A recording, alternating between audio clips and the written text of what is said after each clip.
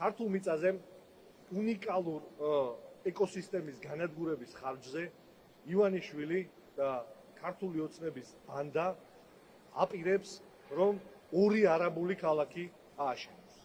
მიწა იქნა გადაცემული თბილისის მახლობლად წანისის ტყეპარკში 600 ჰექტარის მასშტაბის, ხოლო გონიოსთან სტრატეგიული მნიშვნელობის ტერიტორიაზე 260 ჰექტარის ფართობის.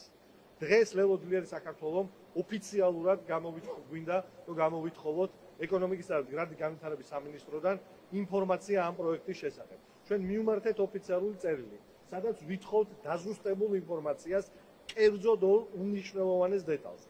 ერთის მხრივ მთავრობა ამბობს, რომ 33% წილი Eagle Hills-ის ქართულ შვილობილ კომპანიაში სახელმწიფომ მიიღო დაახლოებით 600 მილიონი დოლარის ღირებულების მიწის სანაცვლოდ.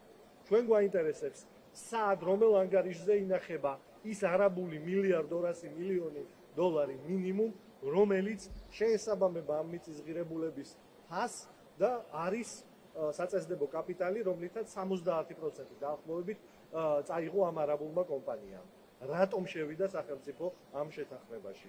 აქვე გვაინტერესებს დეტალები იმ ძალიან გაუმჭვირვალე პროცესისა, რომლითაც იქნა შერჩეული ინვესტორი, რომელიც ააშენებდა ამხელა დეველოპერულ პროექტს ერთის მხრივ წანისის ტყეპარკში და მეორეს მხრივ გონიოს დაცულ ტერიტორიებზე.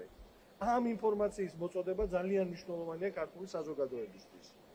იმისთვის, რომ ჩვენ კარგად გავიაზროთ თუ რა ფორმის აფიორასთან გვაქვს საქმე. შედეგად რა დგება?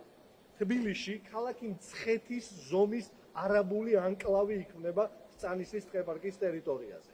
თავად ამ კომპანიის ინვესტორებმა თქვეს, რომ ეს დეველოპერული პროექტი გათვლილია საერთაშორისო კლიენტურაზე და 60%-ზე მეტი აქ მყიდველი იქნება საერთაშორისო კლიენტი.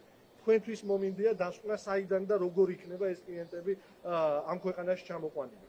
ამ პროექტის განხორციელებით ივანიშვილი ფაქტიურად წვანეს უნთებს მასიურ მასშტაბურ არაბულ ჩამოსახლებას საქართველოში. მაგრამ ყველაზე მთავარი არ არის ეს საკითხი, არამედ მთავარი არის ის, რომ საქმე გვაქვს მასშტაბურ კორუფციულ გარიგებასთან. იმიტომ რომ როდესაც სახელმწიფო შედის კერძო დეველოპერულ პროექტში ბიზნეს რისკით და წილით, ეს პირდაპირ მიანიშნებს იმაზე დიდი საერთაშორისო პრაქტიკით, რომ საქმე გვაქვს კორუფციულ გარიგებასთან. ან თავიდან ბოლომდე დეველოპერულ აფიორასთან, რომელსაც ივანიშვილი ატარებს.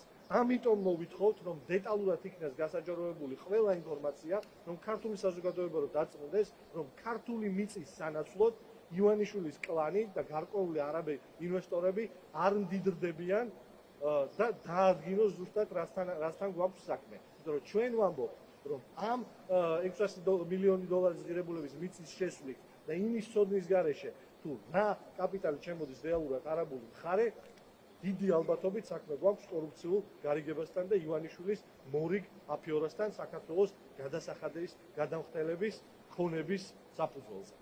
მადლობა.